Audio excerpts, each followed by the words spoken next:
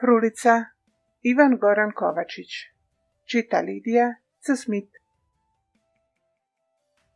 Lončar je selu na volima doveo robu za žito, a ja sam k njegovim kolima s vrčem zlata pohito.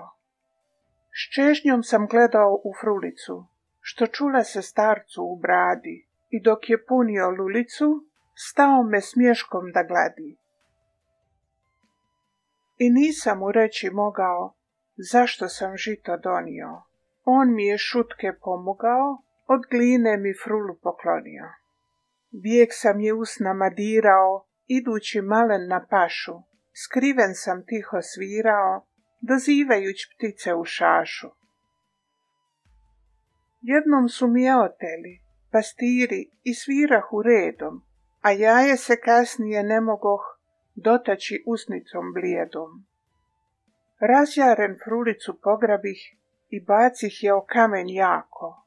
U meni je dječarac maleni, od boli tiho zaplako. Opet sam djetinjom dušom pjesme pjevati stao i nikome frule svoje ne bih već dao.